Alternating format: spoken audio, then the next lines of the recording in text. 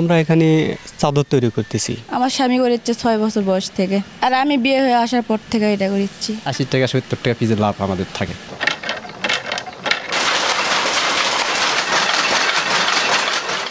দর্শক, চাঁদের বুড়ির চরকায় সুতা কাটার গল্প তো আমরা অনেক শুনেছি।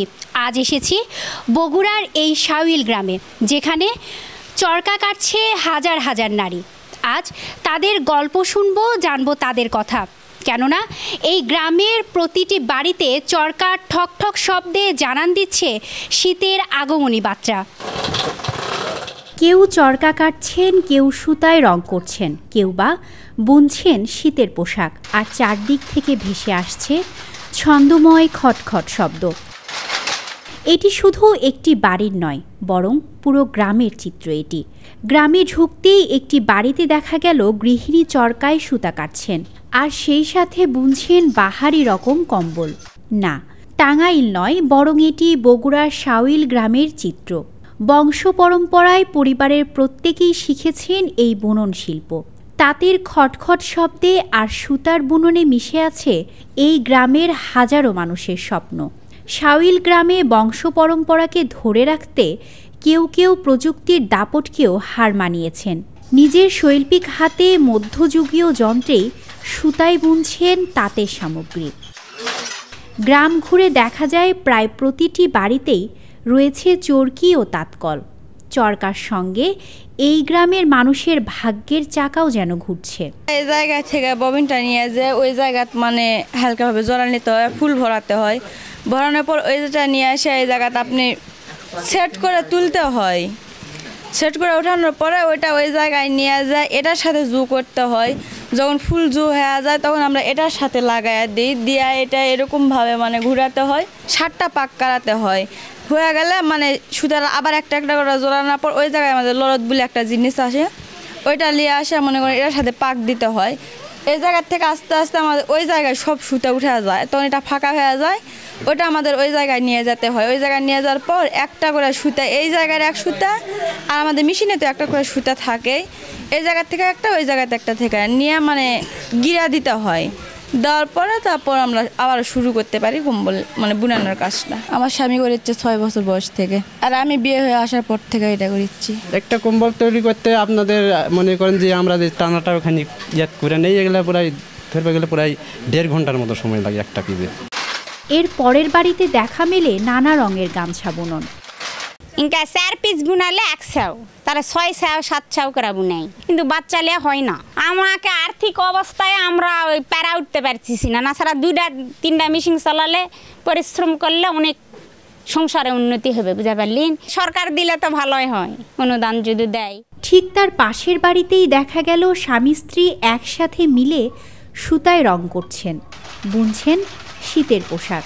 বর্তমানে আমরা এখানে চাদর তৈরি করতেছি, শীতের চাদর। সারা বছরই তৈরি হয়, কিন্তু বেচা কেনার সময়টা শীতেরটাই। এই কাপড়টা বেচা কেনা করা হয় আপনার 550 থেকে 600 ভিতর। এটা শিখাইছে আমার স্বামী, শিখাছে। একদিনে কয়টা শাল বুনতে পারে?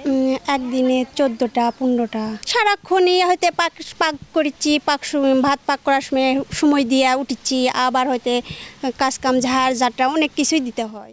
এই গ্রামের স্থানীয় বাসিন্দাদের আয়ের প্রধান উৎস তাঁত শিল্প। এরকমই কোনো বাড়িতে গায়ের চাদর, কোথাও কম্বল, আবার কোথাও চলছে সুতা বুননের কাজ। আর এই পোশাক তৈরির কাজটি করা হয় কয়েকটি ধাপে। এখানে গৃহস্থালী কাজের পাশাপাশি অধিকাংশ মহিলারাই এ কাজ করেন। আর মহিলাদের শৈল্পিক হাতে তৈরি এই পোশাক সামগ্রী হাটে নিয়ে বিক্রির কাজ করেন পুরুষরা।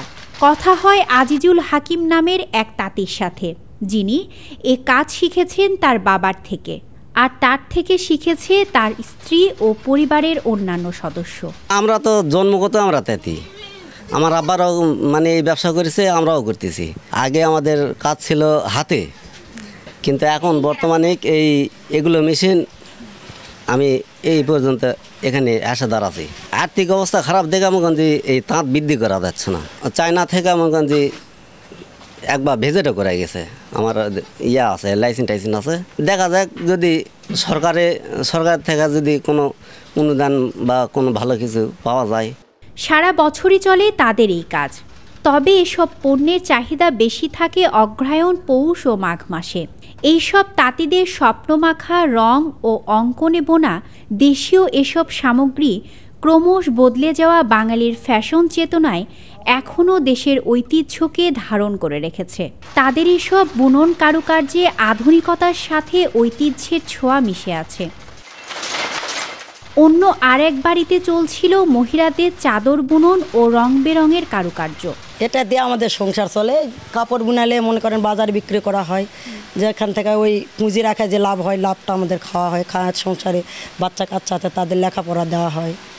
তবে তাদের ব্যবহার্য সুতা রঙিন হলেও জীবন সাদা কালোয় মোড়া।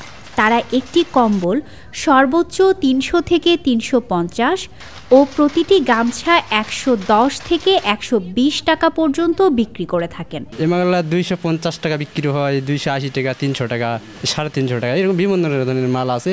এখানে হয়তো আমাদের দেখা যায় 50, 60, 80 টাকা, 70 টাকা পিসের লাভ আমাদের থাকে।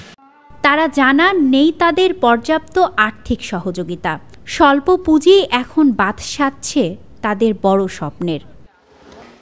স্মৃতি সঞ্চয়িতা অর্থী, দৈনিক করতোয়া।